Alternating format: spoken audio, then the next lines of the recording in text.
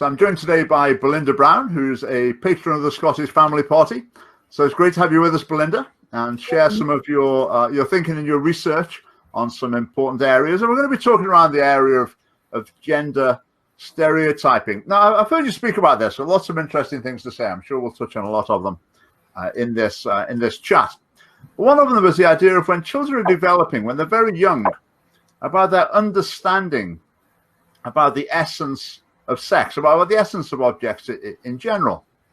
Tell us a bit about that. Yes, so children, they learn about the existence of, boys and girls, male and female, in much the same way as they learn about existence of all objects or all things. So first of all, they have, at about the age of 3, they start noticing that there are boys and girls, but even at the age of 3, it's only, it's about, I think by the age of 3, the majority can correctly identify their sex, but it's still not very clear. And even at the age of 4, they can identify their sex, but they can't necessarily identify the sex of when they're presented with dolls of each sex. So there has to be a movement from identifying boy and girl, and they are a boy or girl, to identifying what's called sex constancy, that there is actually some inner essence to being a boy or a girl. And they do this in the same way that they identify any object. They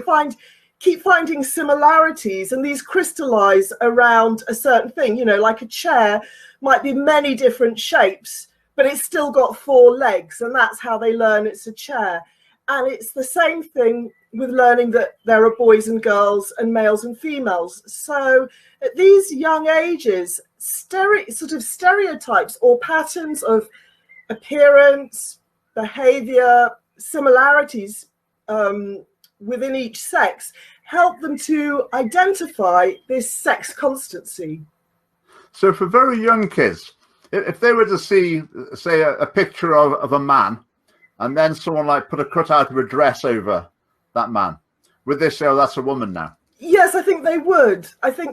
Yes, that's what the video I showed in, they would. It's just done by kind of appearances. And this is interesting because it actually means that before they have the sense of sex constancy, they latch onto stereotypes much more. So in the example given in the book I was reading, the child says to his dad, at a very young age, why are you carrying a purse? Only women carry purses.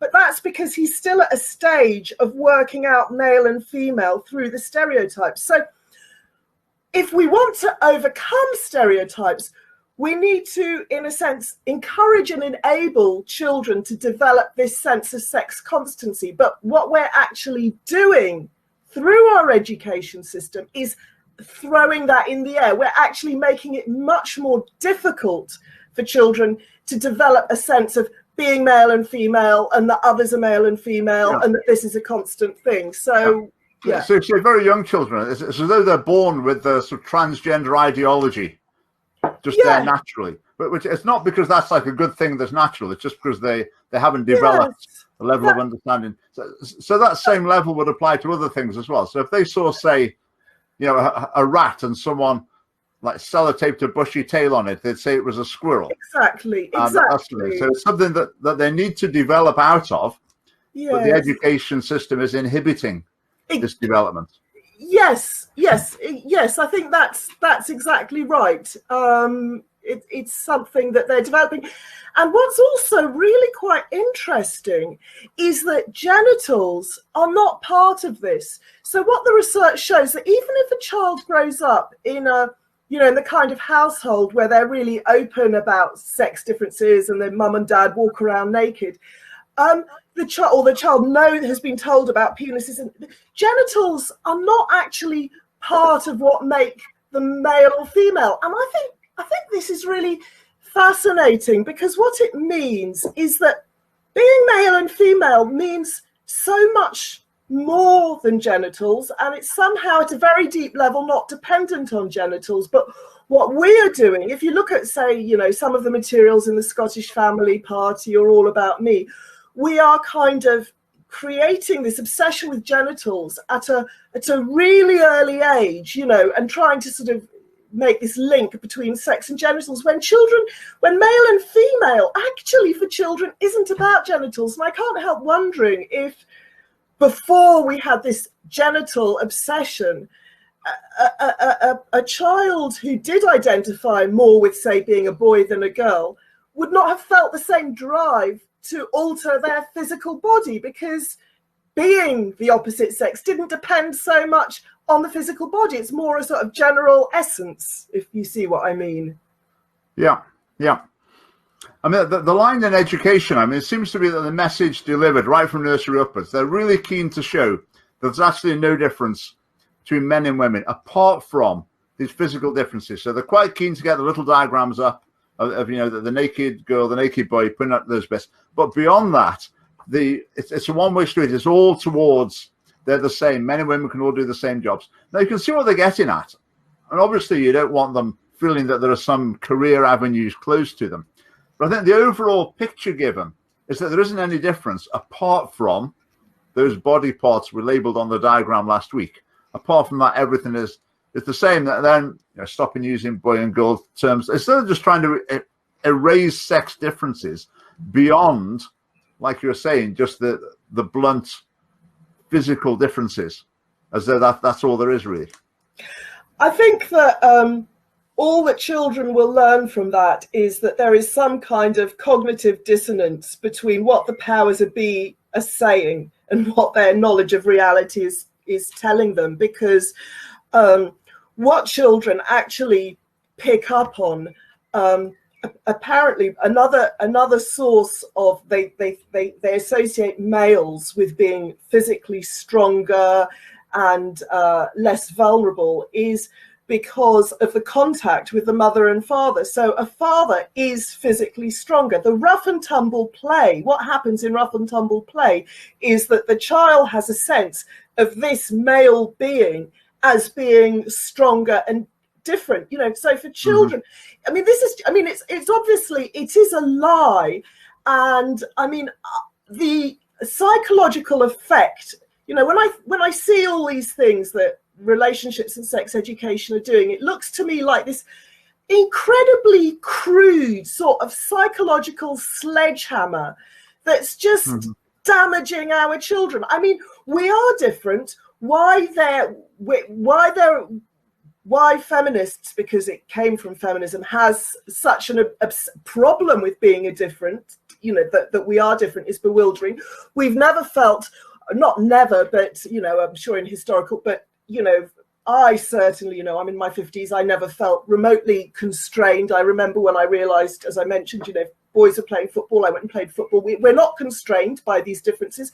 These differences are a valuable resource. You know, it's good to emphasize differences because it expands our universe of things that we can do. Oh, I like what that male's doing, I'll strive for it. And what we do by creating sameness is just limiting the range of options available for everybody. Yeah. And so it's just, you know, males and females are different. It's high time that we started valuing and appreciating our differences. I just, you know, what can I say? In terms of a child's identity as they're growing up, you get the impression from the way things are dealt with at school that the idea is you develop your identity and that's independent of whether you're a boy or a girl. That doesn't matter. The ideal is that, you know, you're special, you're unique. And that's the way you ought to think of yourself. How does that fit with the evidence? And how important is sex to someone's developing sense of identity? I think it's really important. I mean, what they show is that the first sense of difference is size.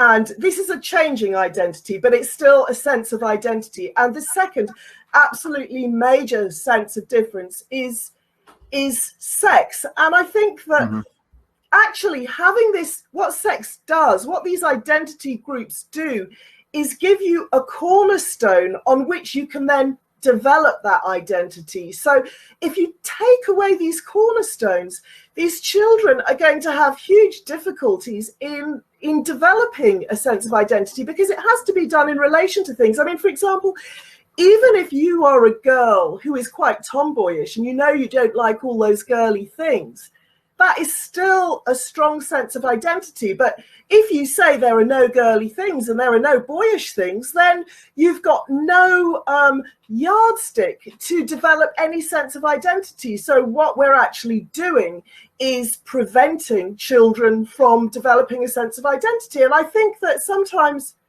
you know, the result of that can be some of the destructive behaviors that we see, you know, in forms of physical initiation with transgenderism and that sort of thing. I mean, that's elaborating. I'm jumping a few steps ahead. Yeah.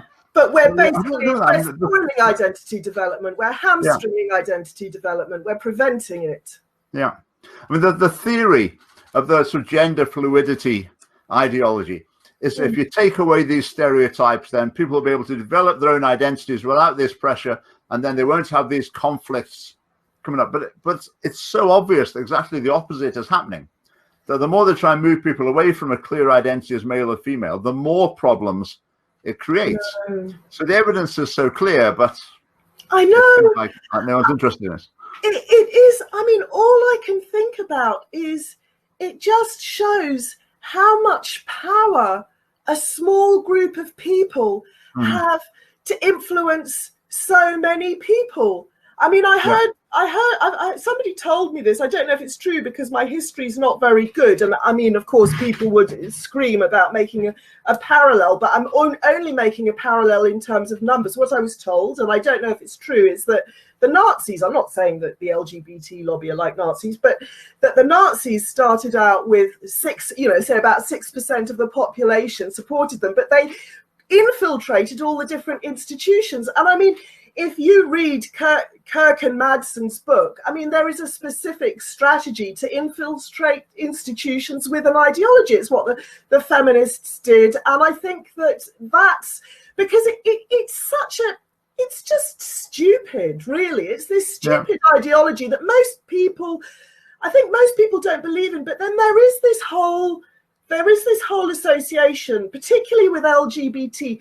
People are so afraid of being homophobic. And you see, for me, I know I'm not homophobic. I've been very involved with gay people all my life, really. And I know I'm not homophobic. So you can't intimidate me to say what I think.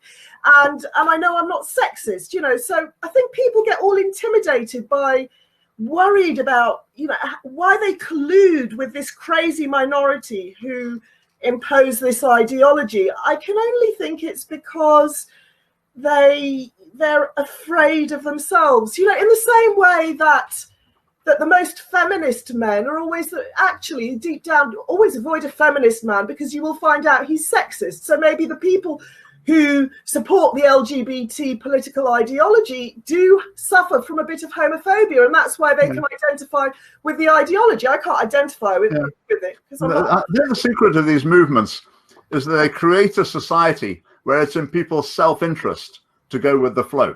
Yes. So virtually whatever career you're in, you're going to get promoted more, you're going to make more money, you're going to have a quieter life, you're going to be more popular, you're going to get more awards, etc. If you go with the flow. Exactly. And for a big chunk of people in the middle, that's what they'll do. Exactly. They'll go along with that. Absolutely. And, you know, I suppose I have to be very grateful. In a way, I'm grateful to my husband. I was a carer for so many years. I came out of the system and, you know, and I was, you know, I didn't need to participate in the system. So I could go my own way. I mean, I hope I would never have compromised myself, but you can never tell. Maybe I'd have compromised myself in the same way that everyone else does. Quite possible. I hope not. But just go back to identity of children. I was interested in what you had to say about boys and girls' toys. We touched on it earlier on. And you were saying that you think there's a stronger female identity available off the shelf, if you like, whereas male identity is denigrated and it's a bit vaguer. Whereas there's a very clear sort of pink, girly, glittery identity there. And you feel maybe some boys are attracted to that because they're looking for an identity. And that's the obvious one on the peg to take on. Is that a fair summary of what you think happens? That is a fair summary of what I think happened. I've been trying to work out why, after, you know, so many years of feminism, the sex differences between toys is so much, it seems so much greater. It was always there. And the different ideas which I came up with, and I'm going to tell you another one that I've just read, but the different ideas I came up with is that, well, the male toys have been, or girl toys sort of just provide a more clear, well, let me just tell you what I just read about, because I think this is the best explanation. It's quite interesting, was that because of this size and age thing, you know, girls develop this idea between the ages of 5 and 8 that little boys are somehow more prestigious. I mean, it erodes. There are other elements to this, but they develop this idea of little boys being more prestigious. Little boys, where little boys play with little boy toys, little girls are actually more likely to were more likely to play with boy toys, because boys were associated with something sort of a bit better. But that's been completely eroded. You know, I'm sure boys are told in 101 different ways that they are slightly more inferior, and girls know this. So girls no longer play with boy toys. They just go more for the clearly identified sort of girl toys. But also just because, I mean, and how identity gets eroded, because boys don't have a clear sense of identity. We might get more of these cases where there was that little boy in America where boys really latch on to female identity because it's so much clearer. And I think I actually I can give an example.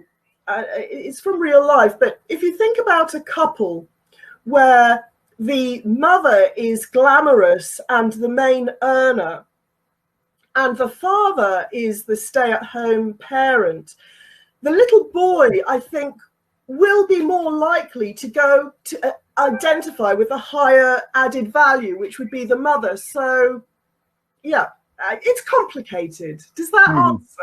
Yeah. But again, in terms of identity, they're flattening the idea of sex. So they're taking away young people's ability to develop a proper sense of identity, including their sex. So it's producing the confusion. I mean, another answer that's offered to that, obviously, is the LGBT identity. As soon as you opt for one of those, you've got a very, very clear identity. You've got a tribe, it's celebrated, you've got a badge to wear. Exactly. It's very simple to tell people. So you can see the attraction. Yeah. It's like, you know, throwing people in the sea, then offering a rope. Exactly. I think that is exactly what happens. Identity, you know, the rug is pulled out from under these little children's feet just as they're trying to develop sex constancy. They're bombarded with all these crazy ideologies telling them there's no difference between the sexes. They become all confused. And then if they say that they're any form of LGBT, and if you look through these resources, right,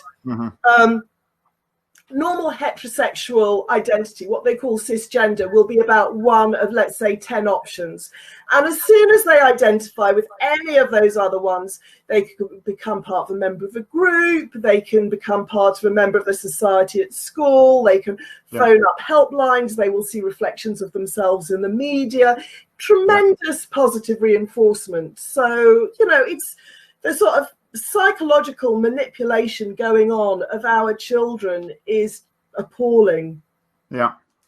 Right, moving on. I've got some other thoughts about stereotypes.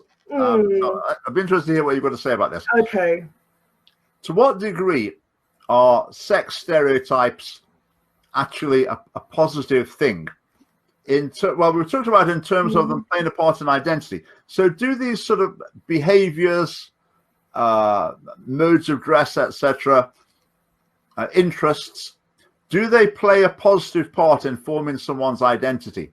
So if for example, you've got a girl whose interests are very much boy typical, her clothing, her manner, is that a problem? Or should she be sort of gently steered in a different direction in some ways? Or is it just fine and you let her be? What do you think? I think you definitely just let her be. And I think that having this boy identity is not at all incompatible with having male and female stereotypes. You know, I remember when I was at school, there was a real tomboy. There was a real tomboy girl, and she was like, we thought she was a bit of a heroine, you know, because we just thought she was, I don't know, she was just different and cool. I would like try to copy her, to be honest, which is a bit pathetic, you know, try and play football and stuff. But I think that the main thing is being able to have an identity, and whether your identity goes along with the flow of, for example, if you're a little girl, and I probably on the whole was a little girly girl, if you're a little girl and you are fairly similar to the sort of more feminine things, that's fine. And if you're a little girl and you find yourself fighting against that,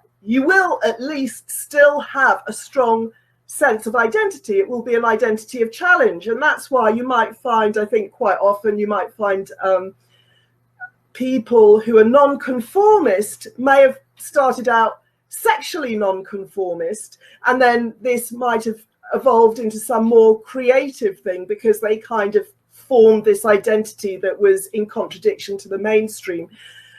So, I mean, I think sexed identities are, I think, as I said before, I think they're a resource.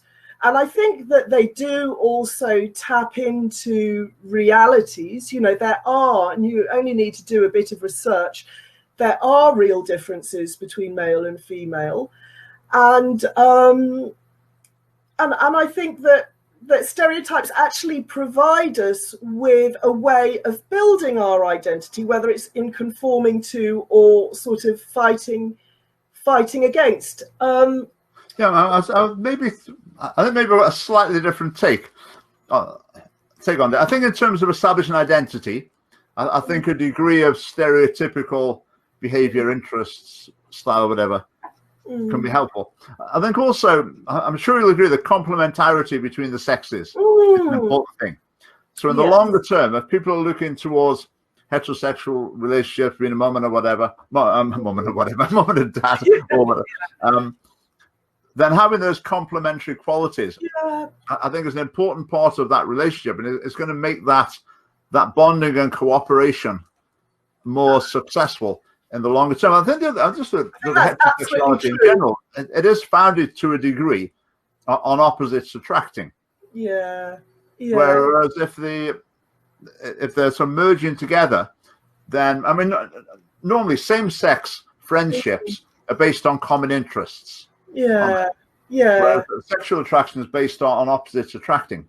Yeah. So if you've got, for example, a girl who's got a lot of traditionally masculine qualities, interests, whatever, then there's going to be the tendency that they're going to go more in that direction, which I would say long term is probably less likely to be a good road to go down in terms of relationships. Now, that's not to say you're going to enforce these things or tell people what they can and can't do, but just in terms of what you're going to encourage, and if you're going to give a nudge here and there or a bit of encouragement in a certain direction, I think maybe towards the tradition might be helpful for them in the longer term. I don't know. I think you're absolutely right. I think that these are these are important cultural nudges which help us to build heterosexual relationships. Because I think you've kind of expressed, I agree with what you say, and it is actually quite good to sort of adapt, just nudges. And I'll tell you something which I think is quite interesting, because I do think that's what that's what's really, sexuality, what makes sexuality really interesting is that it is about opposites sort of attracting and getting together. And I can't help noticing that. So, for example, I sometimes get in homosexual relationships, both lesbian and gay, there is also a tendency to try to recreate difference. It's as if difference is necessary for sexuality, whereas males and females naturally have that difference. I mean, you know, I hate to say it, but, you know, for example, what was it called, NAMBLA or PI? These were both paedophilia type organizations, which were set up by sort of male homosexuality. So there you create age differences, because the difference is what creates the attraction. If you think of the little children's story, Prince Henry, that's about a class difference where the prince falls in love with his servant. So I think there's something about difference which is important for sort of sexuality, sexual relationships. Let's say in terms of someone's identity, if say we've got the girl with very sort of typically masculine interests or whatever, and then maybe we could still say to people like that, you shouldn't repudiate your sex identity. So when it comes to things where you can just choose, like what you wear, I would say it'd be good advice to people to say, you know, don't like repudiate your sexual identity through what you wear. Don't wear things that are distinctly associated with the opposite sex. So when people see them, they'll think, oh, that's someone trying to reject their sexual identity. I think that's unhealthy. So I think some of those cultural markers can actually be helpful, because people can opt into those just by a matter of choice.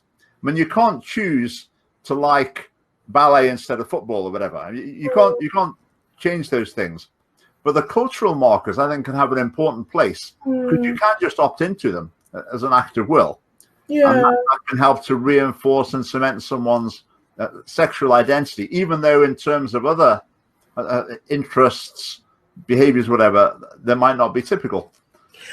You know, I think that's interesting, and I think that by the same token, if you are, you know, if you are one of these men, I can more think of women, you know, if you are one of these women who just really wants to be more male, by maintaining those cultural markers which you're talking about, you still maintain a resource for that female who is absolutely adamant that she wants to be more male. And in some sense, you take away the need for her to physically mutilate her body, because she can actually adopt so much clearer cultural markers, because the rest of us have been busy maintaining them. So, I think on the whole that these cultural markers are a good thing, and you know, and I think if you know, if a woman does want to, I mean, there have been people in history. I think there was even a woman who was in an army. I mean, throughout history, I can find it on my laptop because I collect them. You know, people didn't know she was a woman until after she died. So I think, let's kind of encourage cultural markers. But I mean, I'm not going to, you know, if a woman wants to be a man, pretend to be a man or whatever, and wants to adopt them all, you know, she's a lesbian and that's just how she feels comfortable, I wouldn't get in the way of that, you know. And I think the conservatives of us are kind of helpful, because we help maintain an identity that they can express their opposite sex, their belief in an opposite sex feeling. Well, someone was asking me for my advice. I'm not going to try and stop anyone doing anything, but someone was asking me for advice. I would urge them to adopt these cultural markers that align with their sex, and I think that would be a healthy thing. So it's interesting as well. I would agree. Like school uniform, I'm not in favour of completely just throwing school uniform open. I would encourage girls to wear skirts and actually.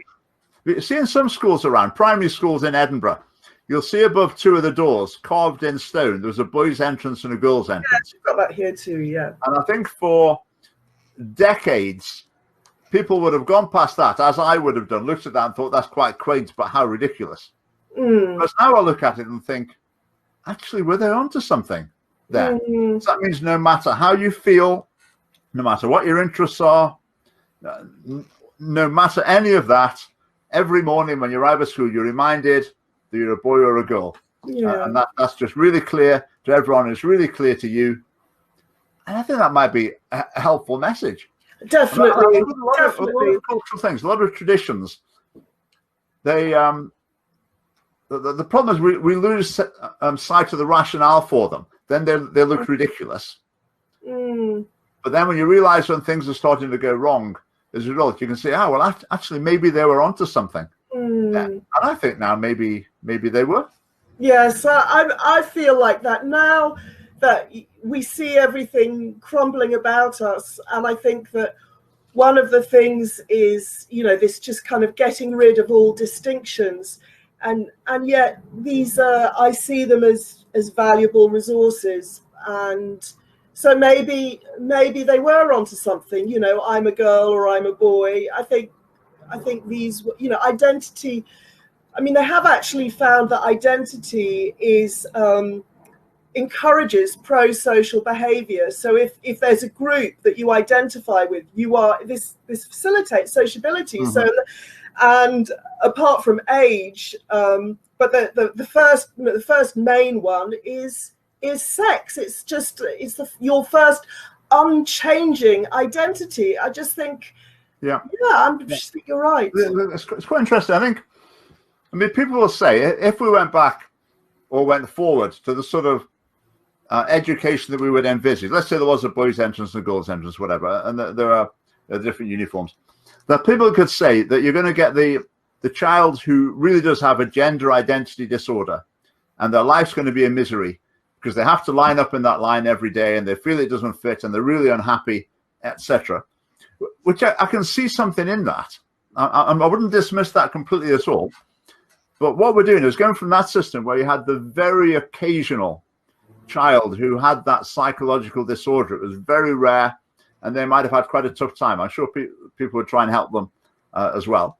Whereas now we've gone down the other route where instead of it just being a really unusual thing, it's just making it really widespread. So in attempting to be compassionate to a tiny, tiny, tiny minority, instead we're producing a far larger number of people with the same problem in the name of compassion, which overall is reducing the sum total of well-being among young people. Yes, unfortunately, I completely agree with you. It'd be better if I disagreed, but I do completely agree with you, and I think also that there's a misunderstanding about dealing with pain and discomfort. There is a belief that somehow it can just be magicked away. And this is underpinned by, this is a sort of utopianism, and we will never have utopia on earth, and pain and discomfort is there. And I think that those children who deal with it young, they might be stronger when they are older. But also you see it, for example, it happens with this whole idea of different families. There's the belief that we have to introduce the idea that all families are absolutely equal and all equally as good as each other, because the child who has the non-conventional family will otherwise suffer. And as a person who's had non-conventional families and continues to have a non-conventional family, I don't think that is how it works. I think that actually, if you exist in a unconventional situation, say you're missing the father in the family, there will be certain difficulties, and you can say, well, these difficulties arise because I am in that difficult situation, sort of thing. This probably isn't following. I've jumped off on a tangent, but it's what sparked off just this whole idea that you can somehow get rid of suffering. And actually, I think it's better to sort of have an ideal or have a norm. This is the ideal, and then you can sort of position yourself in relation to that norm, and that's not a source of pain. That is a source of explanation. And so I don't know why there's this feeling that we all have to feel that we're exactly the same in order to be happy. I don't know if you see what I mean. If you read all the family stuff, it's all about all different kinds of families being absolutely equal, and they're not.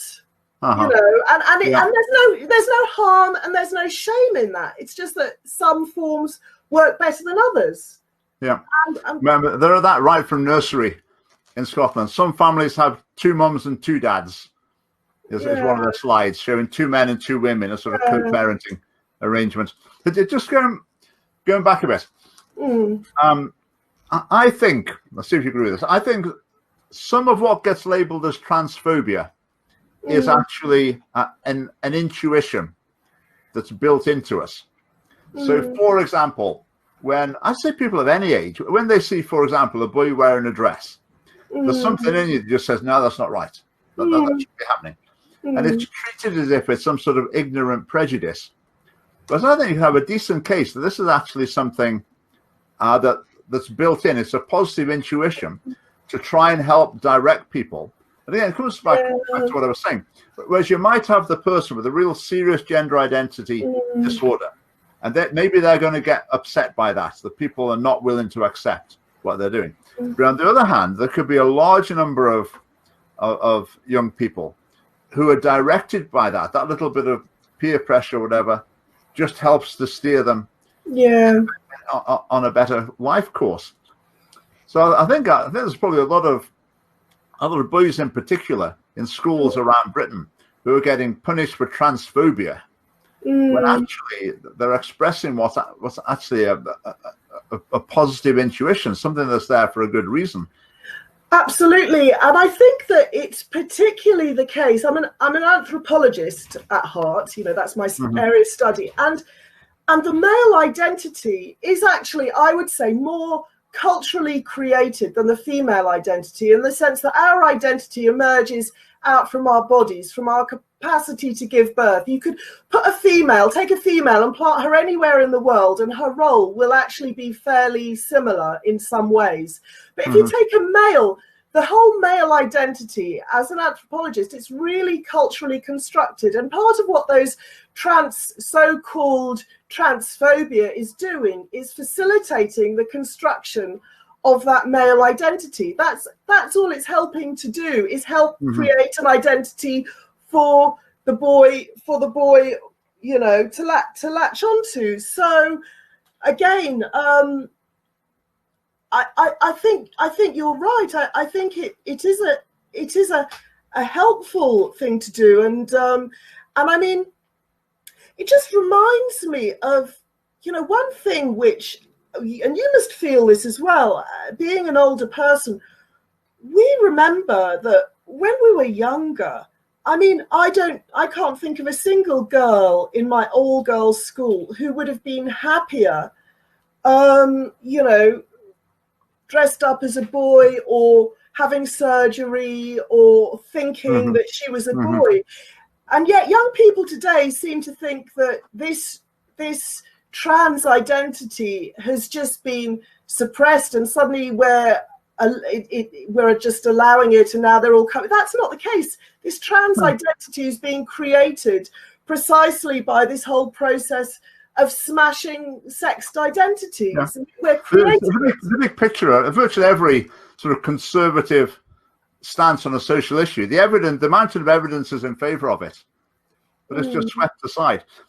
I was looking at a thing the other day. There was a drag queen story time with Edinburgh Libraries. It was on Facebook, and I looked at the website of UK Drag Queen Story Time, and it said, "Why do we do this?" Why, it said, it's really important to present the children with, you know, the ideology of gender fluidity, etc. One of the reasons they gave was because people who are transgender have such appalling mental health. Yeah. It's just such. It's crazy, isn't it? Well, because it causes cancer, of course. Yeah, it's just crazy, isn't it? You know, these people have appalling mental health, so we want to create lots more of these people. I want to share the misery. To share the misery. It's just crazy. And this is one of the things, you know, no matter, you know, for as long as people in their LGBT identity experience some kind of unhappiness, that will always be attributed to the rest of the world until all the way, until everyone's so miserable that, because we've all adopted this. So yeah, it's just I mean, there is a really good quote. If you don't mind, I'm just going to look it up. It's actually from the Kirk and Madsen book. If I can just, we are safest in the long run if we can actually make them like us. Conversion aims at just this. We mean conversion of the average American's emotions, mind, and will through a planned psychological attack in the form of propaganda fed to the nation via the media. So that was Kirk and Madsen. Was it after the ball? So this is a specific strategy that was developed in the late 80s, and it has been being rolled out since then. Yeah. So, yeah. But here's another. Tragically, I'm talking about it very lightly, I should say. Like, and actually, I think it's incredibly damaging. I think it's tragic, and I'm prepared to dedicate a great deal of time to trying to fight this. So I'm kind of making light of it, but I don't think we should underestimate the seriousness of this. No, and the description of it as state child abuse, I think, is justified. Yes, my reason for that is, if you had a teacher saying to the class, some of you might be smokers, some of you might not be smokers. It's just up to you. But if you think you might be a smoker, I'll take you down to the shop and I'll get you some cigarettes and you can give it a try and see if that's for you. But that would be abusive, because you're deliberately introducing children to something that's known to be extremely harmful in the longer term. This is just the same. I mean, appeasing the ideologue is more important than the well-being of the children. Just another little point. Now, this attack on stereotyping, the idea that especially for detaching gender from sex, isn't it? So it doesn't matter how you behave, what you wear, or whatever. That should actually be nothing to do with sex. Everyone's got a free choice. Now, some people see that as a way of promoting transgender ideology. The fact that everything's fluid, you can swap and change, that's easy. Whereas I think some other people see it as the antidote to transgenderism, because they think if you can just say, it doesn't matter, men can do anything, women can do anything, you can have any mixture of characteristics, whatever, that's all fine. So there's no need to be transgender, because you can do whatever you like. So some people think they're encouraging transgenderism. Some people think it's the antidote to transgenderism. But I think in actual fact, it does promote transgenderism. Yeah. The facts show it, the massive increase in it. So I think the hopeful idea that you're going to take away people's desire to change sex or change gender doesn't actually come through. And the reason is, like you were saying at the very beginning, is because sex is such a fundamental part of our identity. It can't just be ignored and washed away or buried under these other more superficial things. It's still there as a really important part of our identity. And that's why it results in problems when people go down this route.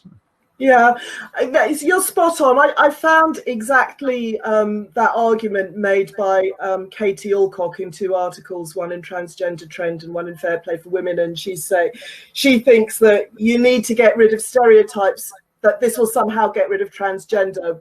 But exactly as you say, I think that getting rid of stereotypes, destroying identity is creating transgender. So I wish I could disagree with you, but I mean, I would agree that, and the whole transgender thing has this kind of crazy, ironic dependence on stereotypes at the same time. You can't be a trans man, or you can't be a trans woman without without emphasizing a female stereotype. I mean, I don't know, it's like Caitlyn Jenner or whatever. They're all these they have a particular idea of, they're kind of a caricatured feminine. It's like drag, isn't it? It is. Like drag promotes gender fluidity. The gender doesn't look very fluid to me. No, it doesn't. No. Yeah. I saw a comment about it was a photo of some trans woman, and somebody had tweeted Dick Emery, and I thought that was a terrible insult to Dick Emery. But I'm getting at, but yeah.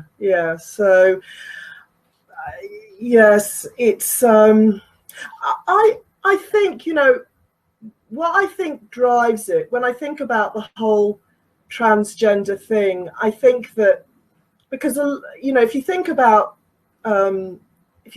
mothers who have allowed their children to go through the path of medical transition, I mean, we can't get away from it. The child, I'll get in trouble for saying this, but I can't see it in any other way. There has been some surgical excisions, or, you know, the body has been mutilated, you know, or even if it's just hormones, this has damaged the body. And I think that as a mother, if that had happened to my child, I would want to make my child feel better. And I would make my child feel better by trying to create more and more people like this, so that they wouldn't feel acute awareness perhaps of what had happened. You know, they'd be comfortable, they'd have a group of like-minded people. I think that I perceive it as a form of abuse. It is child abuse as far as I'm concerned. And but somehow, if that can kind of be diluted, that sense can be diluted if there are more people like that. So that's... But the other factor there is, if a young person starts to go down this route, they're very definitely getting the message that anyone who disagrees with you or questions what you're doing or tries to suggest you go down different routes, then that's transphobia. Yeah. And they're the really bad people. Yeah. So there must be lots of cases where young people are talking to their parents, and their parents are trying to help them, probably with a lot more wisdom than they're getting from school. But that's triggering it in the young person. Oh, this is what they taught me about at school. Okay, my parents are transphobic. Shall I tell you something which I've been thinking about, Richard? It's that, you know, when I was young, I remember, was this just me?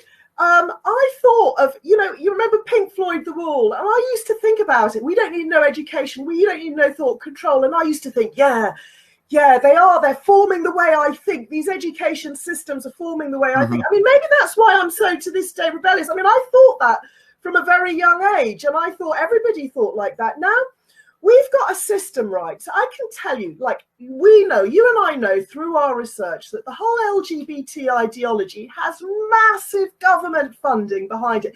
The civil service has a disproportionate number of gay people. This is like mainstream status quo. And yet, you know, some of the LGBT, some of them, like I used to have some a long time ago, because they would disown me now, but I used to have, well, one of them till more recently, you know, I used to have very good lesbian friends, and they were like really non-conformist, you know, with tattoos and with this and with that. And can they not see that they're latching onto the ideology which has all the funding and the power? Do you know what I mean? It's like they think of themselves as being non-conformists and a lot of LGBT, but yet they've got all the state funding. They are on the status quo. Can't they see that they're being taken for a ride? You know, that's sorry, it's just something I think about. Yeah, absolutely. You know, just one thing to finish. You mentioned when you were at school. When I was at primary school, which isn't that long ago, we used to have a lesson where the girls went off and did needlework and the boys did science. I mean, I find it remarkable that was happening in whatever 1978 or something. 1980. I mean, that's obviously, you know, way off in the other direction. So the way forward is for to a large extent, is for schools just to forget the whole thing. They don't need to be intervening in gender. They don't need to have an anti-stereotyping agenda. Just give them all the same choices, give them all the same opportunities. Exactly. I mean, are there really any girls growing up thinking, well, can a girl be a politician? I never realized a girl could be a politician. Can a girl be a doctor? I mean, no one thinks these things anymore. They could just cut it all from the curriculum completely. And I think that'd be a lot better for us. Yeah, I think so. And I think it's quite mythical, this idea that we did feel restricted if we wanted to do something. And there always have been women who've done extraordinary things, or, if we really wanted to do something, we always have done something.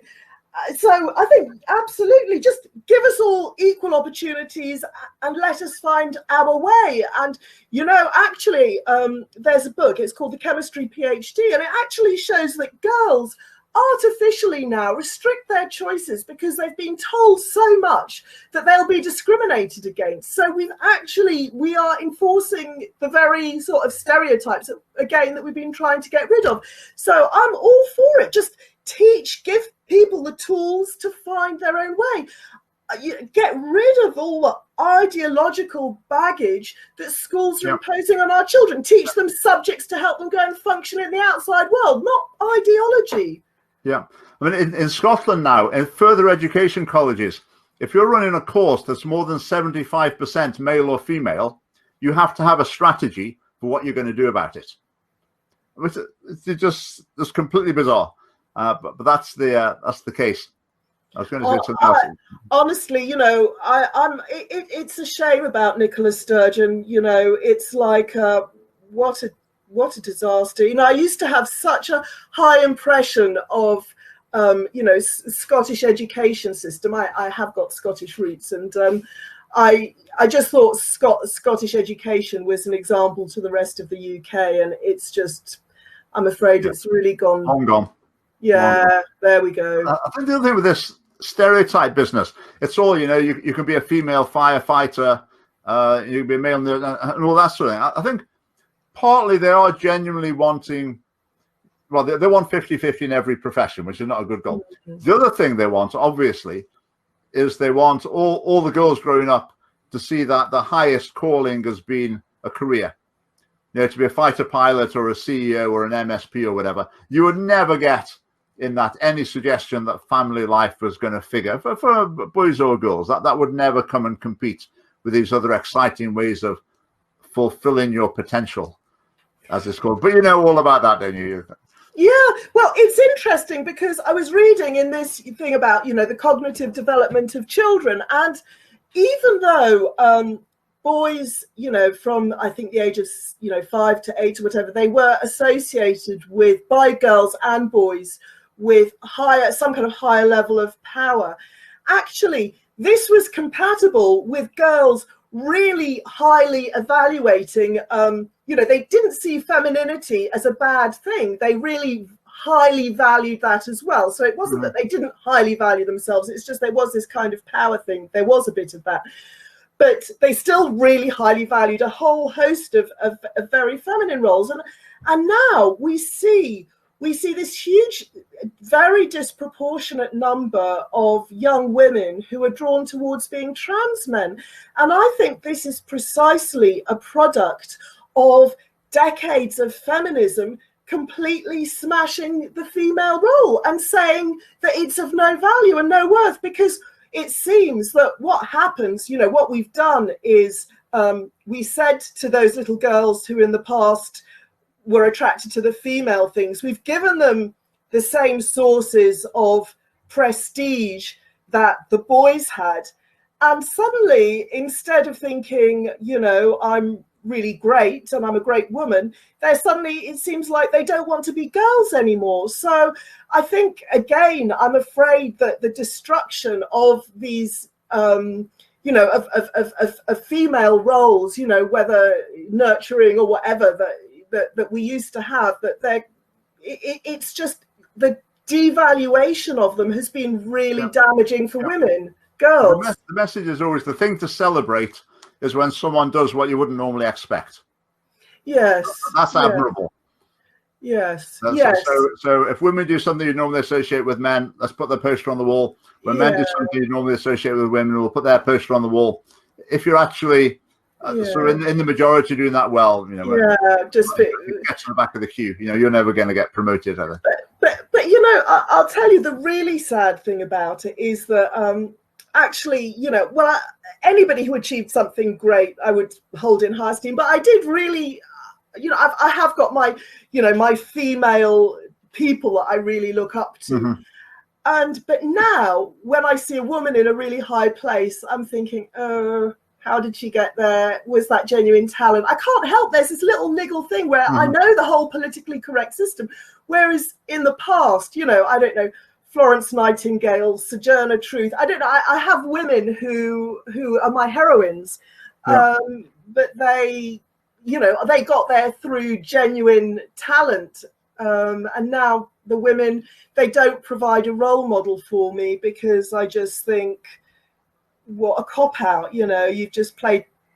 I'm sorry, but I don't, you know, there are some women I do in the contemporary age have female heroines. I really do. I have certain women I'd like to see statues made of them, but they're usually very non-conformist in various ways, very non-conformist, and no one else would want a statue made of them, but I would. So. Yeah. Well, I think we should wrap it up before we get on to the issue of statues, because that could take us in a whole new direction. Indeed, yes. Well, that was extremely interesting. Thank you for sharing your thoughts with us. Thank you so much for asking me my thoughts. I really enjoyed that. Thanks, Richard. Yes. Till next time. Yes, till next time. Bye-bye. Yeah, good luck. Bye-bye.